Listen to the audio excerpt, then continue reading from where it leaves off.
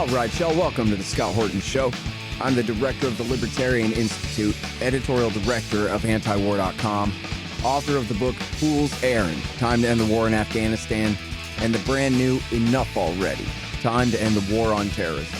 And I've recorded more than 5,500 interviews since 2003, almost all on foreign policy, and all available for you at scotthorton.org. You can sign up for the podcast feed there, and the full interview archive is also available at youtube.com/Scott Horton Show. All right, you guys, introducing Joseph Solis-Mullen, who recently wrote this really great piece for the Mises Institute, Mises Wire over there at Mises.org. It's called China Won't Be Taking Over the World. What a relief, huh? Welcome to the show, Joseph. How are you doing? Great, Scott. Thanks for having me. Yeah, happy to have you here. So, first of all, I'm curious how you know so much about China. It seems like you know a lot. I'm a political scientist, and I tend to read most of what comes out, read the whole spectrum, really. And I started to get a little bit irritated recently because it seemed like every publication I looked at, whether it was, the typical kind of hawkish establishment publications like Foreign Affairs, Foreign Policy, The Economist, Wall Street Journal, Washington Post, is just this obsession with China. I read most of the books that come out, a lot of good sinologists and specialists who have been writing books on China, especially since it, joined the WTO, and especially since Xi Jinping took power in 2012. And it's a fascinating country, it's a fascinating history. And as sort of the rising power,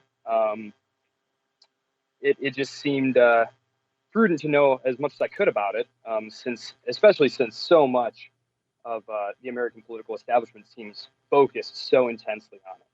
So, Yeah, well, I guess the question is just how high is it rising and how terrified we're all supposed to be about that, right?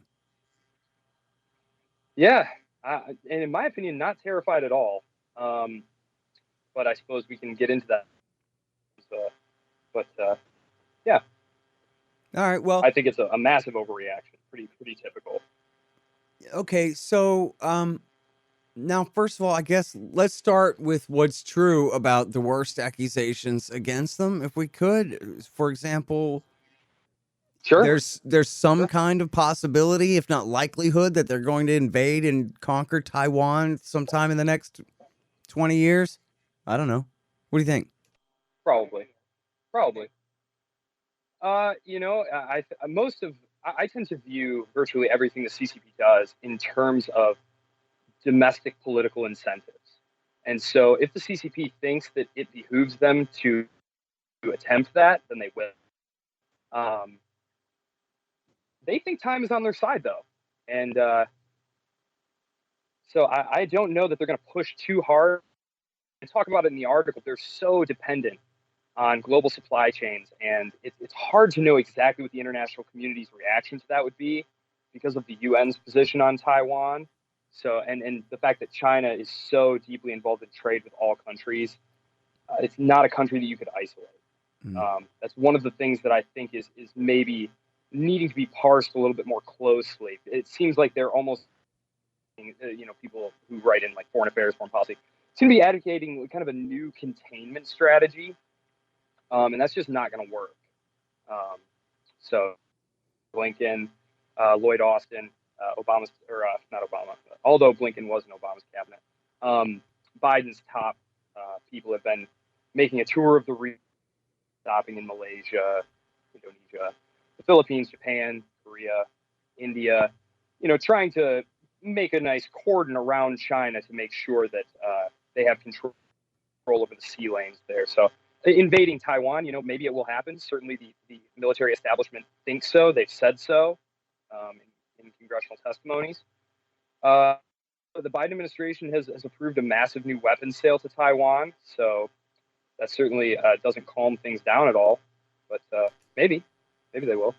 Yeah, well, so Gareth Porter had a piece about how they had this dual deterrence policy where they're always, reminding the Chinese, that we respect one China, but Mhm. reunification should be peaceful someday in the long-term future kind of thing, while at the same time telling the Taiwanese, Right. you guys cool it and and not, get too Yeah. radical in your separatist statements and cause trouble, and that how now they're Yeah. abandoning that policy, and how I guess the current president or prime minister is from a radical party and is almost out of time, and her natural Mhm. apparent successor is even more radical than her, Gareth says, and that you could have a Yes. real problem just right there. Yes. It remind you of the dynamic in the Cold War. The Soviet Union and the United States didn't really want to confront one another in these other countries, but you had local political actors who were invested in a certain outcome. By acting in a certain way, they could draw one or the other superpowers in on their side. So very dangerous, I think, because Blinken has been very forthright about defending Taiwan's integrity, but at the same time, the UN has made its ruling. A U.S. president and his secretary, or Kissinger was an NSA, National Security Advisor, but they acknowledge that it's part of China, should go back to China. 40, 50 years, they said. Well, we're 40, 50 years later. The Chinese want it back because Taiwan is home to the finest semiconductor manufacturing in the world. Real difficulty manufacturing high-end semiconductors. So that would be really helpful for them. All right, so and now what about Hong Yeah, Kong too? Because the deal was that they were going to Oh, maintain, yeah. one country, two systems there, and then I guess hmm the not the West, because I don't know what real stake they have in it, but the people of Hong Kong's bluff is being called, and the Chinese are asserting more control there, right? Absolutely. Absolutely. That's crucial for the CCP. They really have to be careful with managing really distant commercial hubs. That's been a historic problem. Xi Jinping is one of the most historically aware leaders I've ever encountered. He's very ideological, and he understands the dynamics of power. He understands what he needs to do in his position.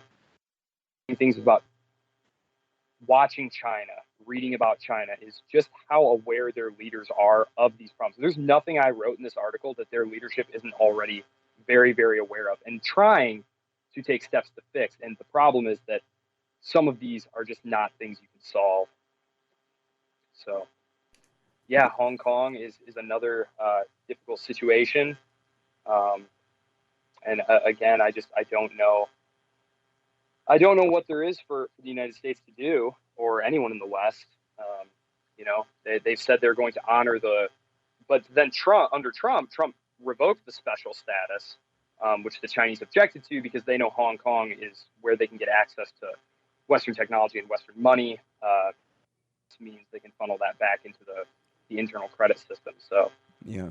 Well, I mean, not to be too accusatory to the Hawks here, but I've actually heard it expressed quite a few times that, we never should have really sent Milton Friedman over there to teach him about capitalism.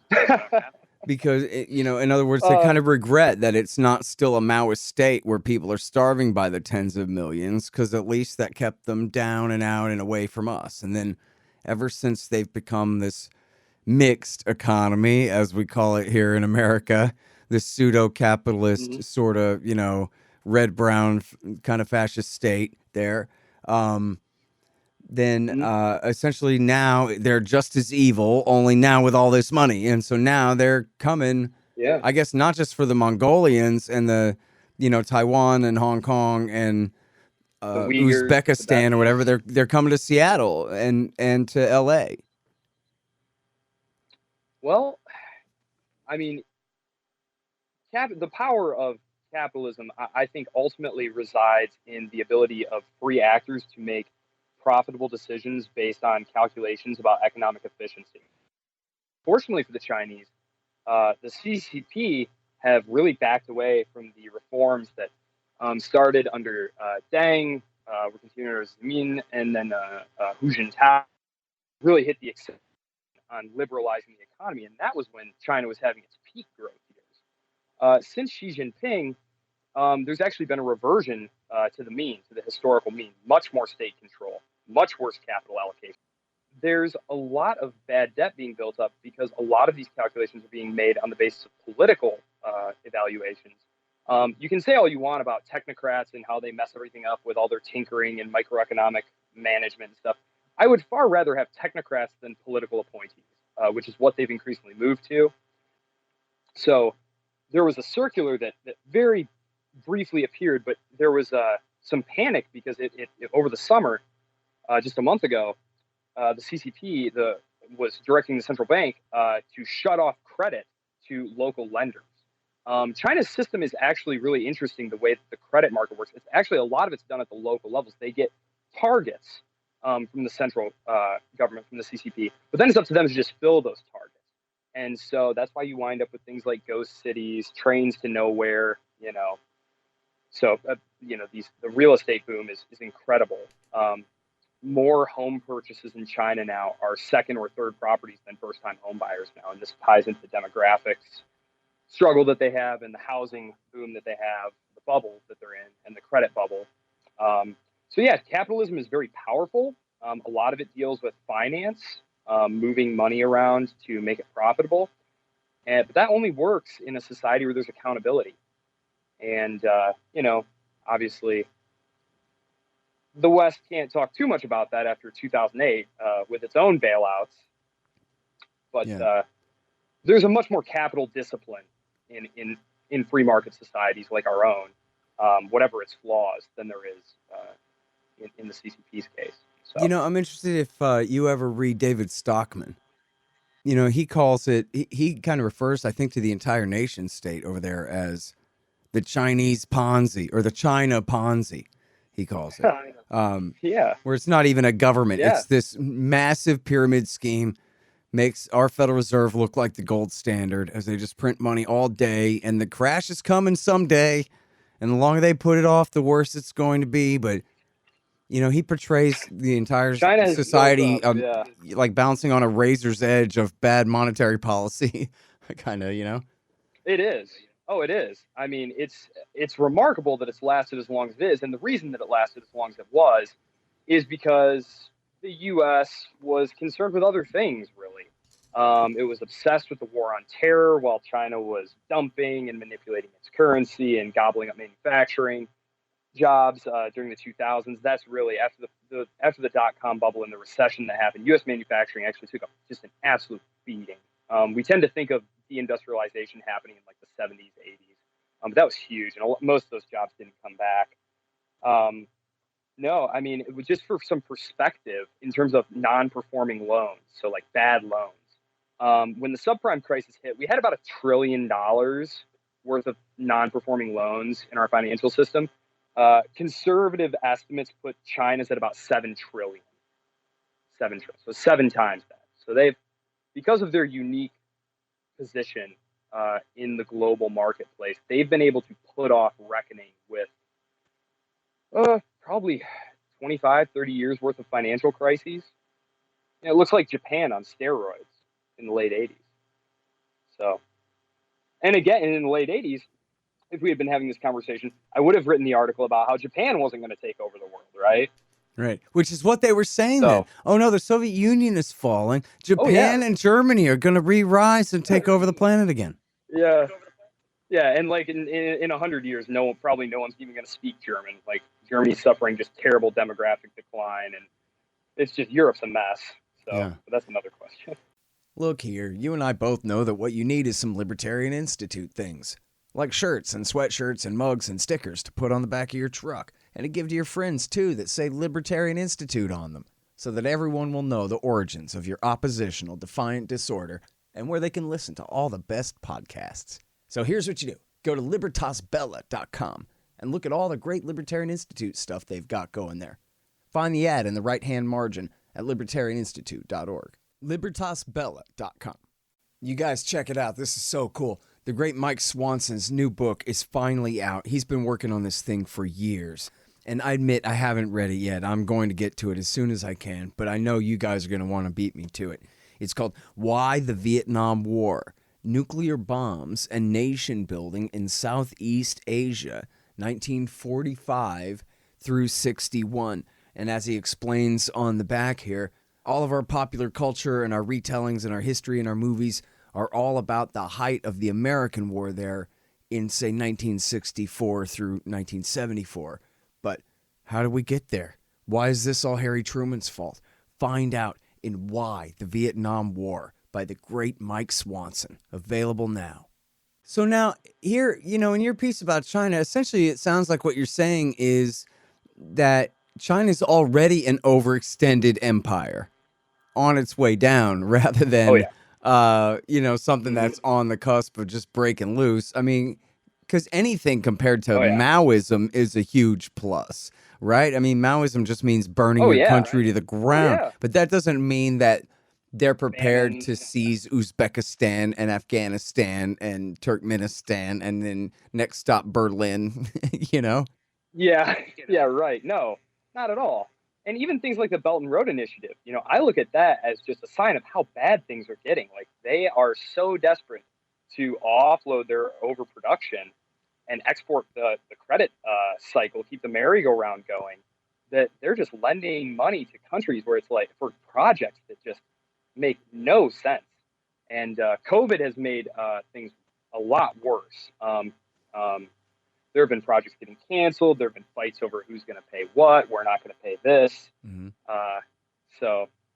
And the Chinese can't really project military strength because of their geographical situation, nor do they want to, especially not in Central Asia and the Middle East, especially with the way they treat their own Muslim population. That's one of the things that strikes me as really weak about China is it has terrible access to sea lanes.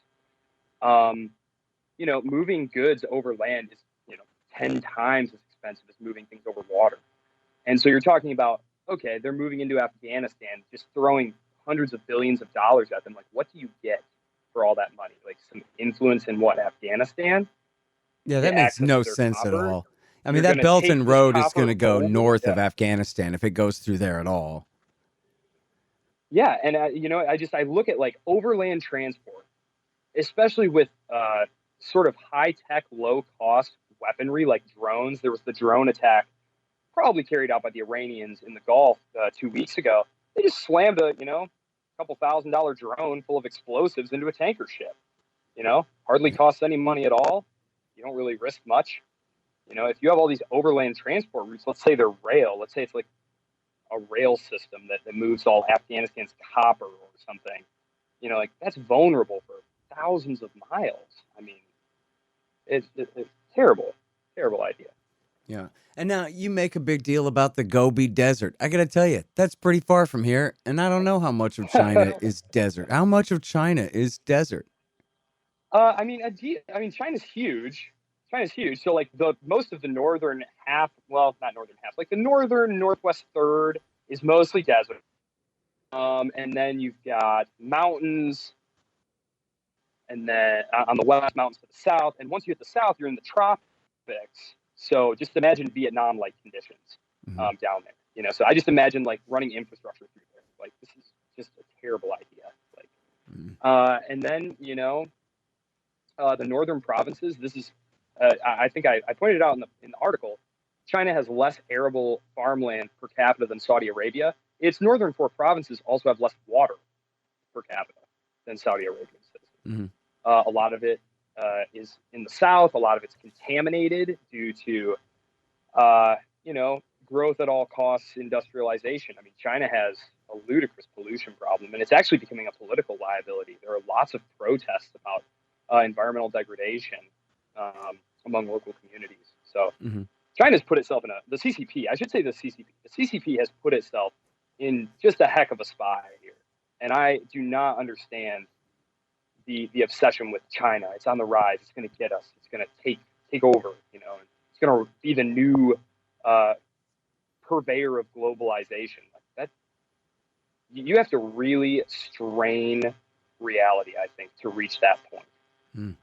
Well, for a number of reasons. Yeah, I mean, a great number of them, as you delineate here. One of them is something that you mentioned. I think you alluded to this earlier. It's something that Grover Norquist brought up, who is moderating a panel discussion that I was a part of at Freedom Fest recently. And it was about how, without America there at all, you have China essentially surrounded by not necessarily enemies, but certainly very jealous rivals who want nothing to do with being dominated by them. And you go down the list too, Absolutely. where like starting with Mongolia, and then you can go all the way around the clock, both Koreas, All the way Japan, around. Vietnam, and Afghanistan for that Malaysia, matter. I guess they're friends with the Singapore. Pakistanis. For now, but we've seen what kind of friends the Pakistanis are. Yeah. And the Pakistanis aren't happy either because they got used to the U.S., who just give you billions of dollars. Yeah. The Chinese want to loan it to them. Oh, yeah, they're no, quite outraged that won't about do. that. Yeah, no, they'd No, that rather won't just do at all. pick my pocket instead. Oh, But exactly. you know, the they Indians, canceled a dam project. yeah, they had say that in a second, but they had a big border dispute with India in the Himalayas, and they had a big fist fight over it, and then went home. So that was pretty good. A friend of mine pointed that out that I met there at Freedom Fest, that they don't seem too hell-bent on expansion right now if they ordered all their soldiers to drop their firearms and go over there and kick those guys' ass, you know? Yeah. No, I absolutely agree. I mean, I'm India sorry, the is dam project, you were saying crucial. China's bankrolling a Well, no, Pakistani I dam? mean, there have been a lot of disputes between countries who have gotten used to dealing with the United States, who just, they hand you money. Foreign aid gets criticized a lot as part of the U.S. budget. We can debate the pros and cons of foreign aid, whether we should be doing it at all. But one thing about it is, I mean, it's free. Like, these countries just take it, and there's a lot of graft, and very little of it does much good. There's been plenty of literature written about the inadequacies of foreign aid, kind of the myth of foreign aid. But yeah, China's coming in and saying, well, we'll lend you the money, but we want it back. And, if you don't pay us, then we get, your primary port. And these countries are like, oh, I don't think so. And a great example of this is the Philippines. There's a lot, as I said, I view most of China's activities because the number one goal of the CCP and Xi Jinping is to maintain CCP control over the state. And so, you look at the Philippines, Duterte got elected, and he was all about sending the Americans home. And, where are we? Still in the Philippines, right? He's got no real interest in the United States leaving the Philippines, because then he'll have to deal with China on his own. He doesn't want that. Yeah. It's politically popular to be anti-American for a lot of good reasons historically in the Philippines. But in just terms of evaluating your real geopolitical position, probably not great for the Philippines to be standing up to China by itself. So, yeah. And now, so you mentioned here about the one-child policy and population collapse and all of that. But what does population collapse look like in a society that is 1 billion people in the first place? That they still have a lot of people, right? I get this argument a lot that, well, by 2040, they'll still have 200 million people who are under the age of 25. That's great. How many retirees are they supporting? That's the real question. Mm-hmm. Like, maybe robotics and stuff will increase productivity. Their TFP, their total factor productivity, is completely flatlined because they don't really contribute a lot. I know their patents have gotten better and things like that, and they are starting to generate some of their own technologies. But like, most of it was theft and getting good agreements in special economic zones with like GM and other companies to like get technology from the West. I just look at China and say, by 2030, you're going to have 4 retirees for every 1 worker, and it's only getting worse. How are you going to maintain this? The Hukou system is their welfare system, and it has tons of problems. And that's one of the areas that I pointed to in the article as Xi Jinping. It's not that he wanted to move away from the liberalizing reforms.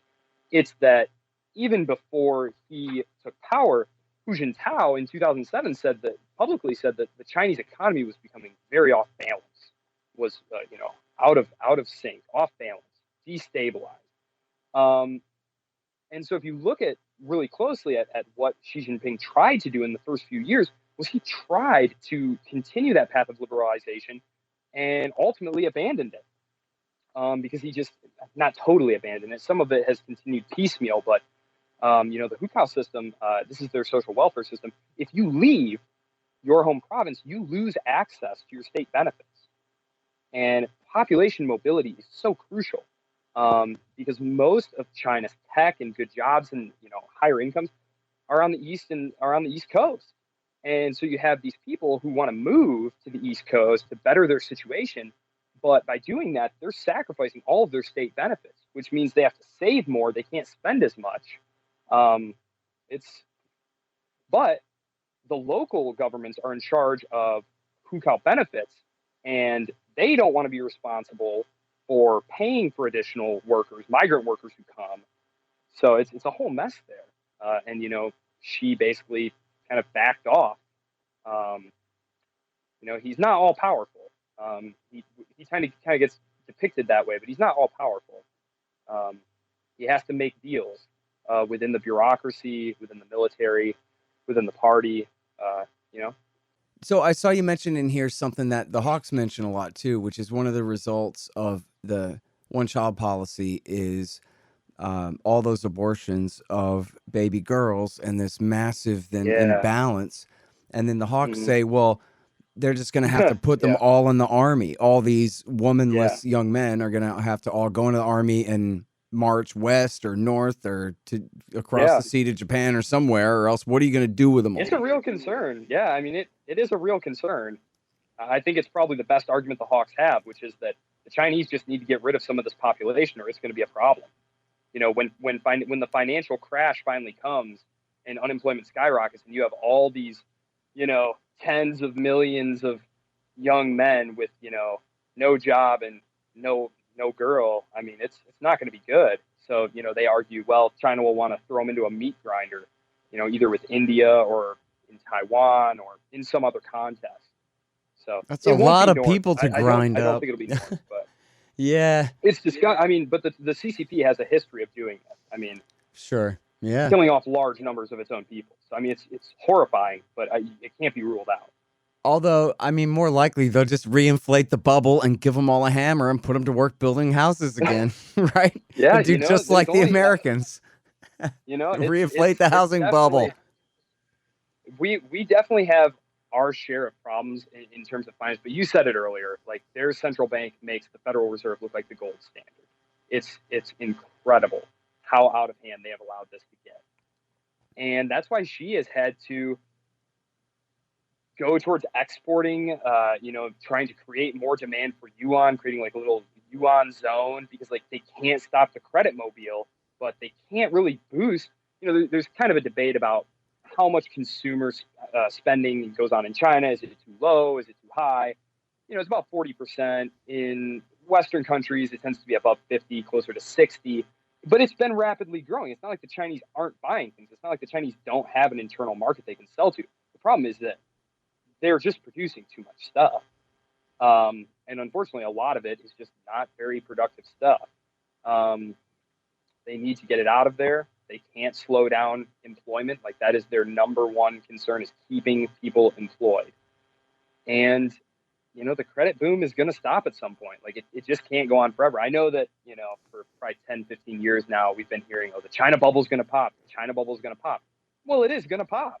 Just because it hasn't popped yet doesn't mean that they defy the laws of economics and the CCP are actually, some kind of other world galaxy brain geniuses or something. They've been in a very nice situation. They've had a lot of catch-up growth that they could do. They've been picking a lot of the low-hanging fruits of industrialization, right? They've lifted, hundreds of millions of people out of the absolute worst poverty. They were starting from, Mao left them with backyard smelters and no food. I mean, they were starting from like the lowest level, really. And so catch-up growth has been great. But, it gets intoxicating. And the CCP's legitimacy has come to rely on delivering this just outrageous growth. It's been revising its growth estimates down. And this is the reason that I conclude the article by arguing that the U.S. needs to make sure that it does not play into the Chinese Communist Party's narrative about a malevolent West trying to keep China down, because the CCP is just ruining things on its own. They've had a lot of great accomplishments in terms of bringing people out of poverty, modernizing the state, but they can't trust their own people. They can't trust their own people. Well, it's such an important point, and we see this over and over again in whatever state our government designates as enemy, from Iraq to Cuba to Iran to North Korea to whoever, that all their dissidents get labeled CIA stooges, which just helps to consolidate the power of the power and to marginalize anyone who might stick their head up, whether they're really CIA stooges or not. Right? We had those recent protests in Cuba, and we don't really know if they're CIA stooges or not, but they probably are. Even if they're saying things that libertarians want to hear and agree with, they're still kind of suspicious of who put them up to it. And so that means it's the same thing in the eyes of the average Cuban, too, which certainly undermines their cause, presuming that they're not just carrying water for the U.S., you know? That's the problem, is you can point to innumerable instances that just the ones that we know about, of the U.S. government interfering in other countries. And that's why the Russians don't pay any attention to the United States when they talk about interfering in other people's elections. I mean, it's one of the things I always point to is, the U.S. complains that, China isn't listening to the World International Court and, not listening to, and it's like the United States doesn't acknowledge that court's jurisdiction over itself. Right. Like, you can't have it both ways, because then to the other countries, it just looks like, well, these aren't actual rules. These are just tools to maintain the status quo. Yeah. And like you talked about, we have a history of covert interventions in other countries. And so Iran's a great example. When the pro-democracy protests broke out, they immediately painted them as like agents of the West. Maybe they were, maybe they weren't, but it's certainly a narrative that will play. Yeah. Oh, you're talking about the Green Revolution in 2009? Yeah. Yeah, there was NED money there, predictably. And then, there was at least some of that. So, see, exactly. Yep. Exactly. Yeah. And, I wouldn't be surprised if there was money going to Hong Kong.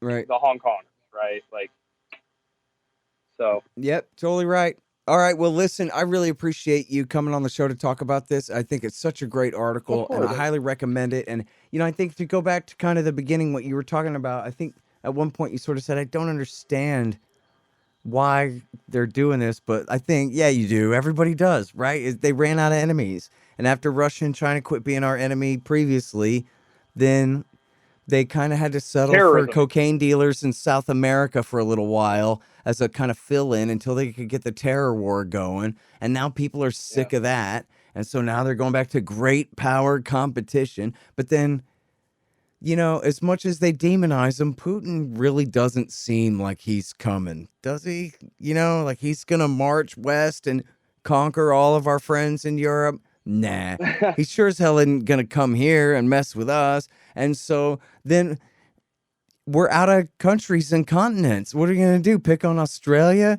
I guess we could go to India, but that's not a very convincing enemy. They have nukes, but they certainly don't have the ability to project power, and they don't try to. And so, but somebody's got to have, some salesman needs a pitch to sell these battleships and these long-range bombers, and to keep these CIA and Pentagon employees from having to get jobs. Not to lay into Lloyd Austin too much, but like he worked at Raytheon before becoming Secretary of Defense. And you can take it the other way too. That this guy coming to work for this company, he just finished being the head of Central Command. That's a huge conflict of interest too. And then back and forth it goes. And I think you've put your finger on a real good question here, because we need to decide, like, what are core U.S. interests? It's core U.S. interest. Ukraine? Is Ukraine a core U.S. interest? Or Taiwan? Donbass? Point to Donbass on a map, please. Seriously. Like, core interest, really. I just feel like a lot of the dialogue around, grand strategy and core interests and all these things, like, are really just meant to, elide the fact that we have a very powerful military-industrial complex, which has kind of a logic of its own, and it needs enemies. And, I definitely think there are relationships worth having with other countries, but I think we really need to, as a nation, have a realistic conversation about sort of the new balance of power in the world. Like, this is not 1945. Right. I mean, U.S. power is still very large, but in relative terms, it's been declining every single minute since 1945. And certainly since the end of the Cold War. Yeah, I like beating everybody over the head with this repeatedly, that even Krauthammer called it the unipolar moment, where where we can kind of push everyone around and form up the world order in the order that we say. But then even the point was to break all these countries away from communism and toward doing it our way. Well, what do we know about markets? They work for improving people's standard of living and gross domestic product, and therefore potential military power and the rest of it. And so, I mean, that's really the thing, right? Is there's this illusion among the right that, oh, the rise of China and all this. It's just America declining, China kind of rising a little bit, and it's the world. It's not China taking over the world. It's just the world ceasing to be a unipolar world and becoming more multipolar, which is an entirely different kind of scenario than China's going to paint Eurasia red and then us. Yeah, exactly. And what kills me is these are intelligent people. They're aware of the history. And like we've had countless instances of like the Kindleberger trap where like wars wind up happening because of a power that had a moment of hegemony, and then got really overreactive about the fact that its power was declining and another power was rising. And, you know, Biden in an address a couple of weeks ago said that, you know, Chinese cyber activities could lead to a hot war. What? Yep. My God, I certainly hope not. I mean, just no sense of proportion at all. Like the U.S. has definitely tended to wildly overreact to any perceived threat to its, you know, like Cuba going communist. Like, is Cuba going communist like really a threat to the United States? Like, I mean, the fact that it's sitting there being communist, like, I would obviously prefer it to not be communist for the benefit of the Cuban people there. You know, Nicaragua having a Sandinista government, like, was that a threat to core U.S. interests? Like, there's just too much overreaction to events that really, I don't think, have really much to do with well-being in America. And I think a lot of our policies, everything from interventions in Central America, Middle East, now in Southeast Asia, they make us less safe. They make us less safe, not more safe. It really is like Agent Smith's speech in The Matrix, where you just can't stand to not have an enemy to fight and a struggle to be. And kind of, wouldn't it suck? In fact, imagine it right now, right? Like if Bewitched came and just got rid of all of the warfare states, and essentially every country on the planet adopted market capitalism and more or less was just kind of getting along and spinning around the sun here, trying to get by and take care of our families and do our best thing, then how boring and horrible that would be, and how much everyone would hate it and pull all their hair out and start fist fights with each other, and then, you know, shoot up the local school, which they already do. But right, I mean, like it's people really couldn't stand it to not have a China out there, man. Yeah, the elites can't stand it. Yeah, well, I mean, one of the things that stands out to me about the divisive, like, the polarized politics in our country. Like, if you go back and trace them, like, it really didn't take hold until after the Cold War had ended. Because there was a necessity among the elites. There was enough of them in the core, you know, the Washington Consensus group, that like, this is what we're doing. Like, there were always, you know, fringe elements who were detractors about the Cold War strategy and this and that. But there was enough there to like glue something together. And as soon as the Soviet Union went away, the politics got very divisive in the 1990s. The war on terror kind of pulled them together again. But then, you know, they got kind of bored with the war on terror. So, you know. Yep. Now we need China. And so they're gonna try and use China.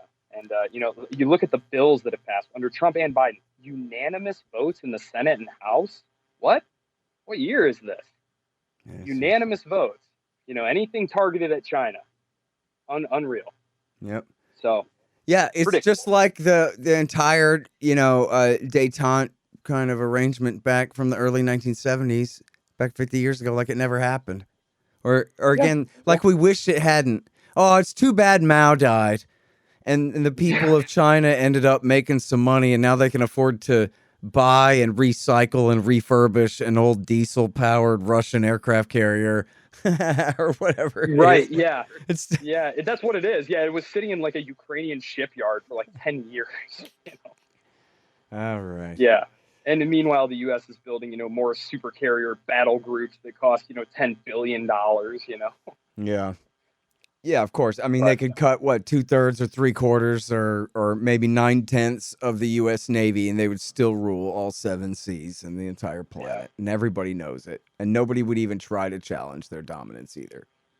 And China doesn't really want to either. It loves the fact that the United States takes care of all that stuff in the Gulf, and it doesn't want to provide public goods.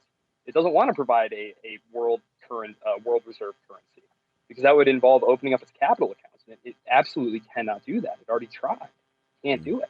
The money runs right out of China. I would too. Yeah. Well, there you go. So Yeah. we'll have to figure out, We're in good shape. some Branch Yeah. Davidians to be afraid of or something instead. Something else. Yeah. All right. Well, thank you so much for coming on the show here, man. It's great talking with you, Joseph. Yeah, of course. Oh, and I'm late. Absolutely. Oh, Hopefully we can do it again sometime. I blew my deadline. I better go. All right. Yeah. Thanks, man. Appreciate it. Thanks a lot. Bye. Bye.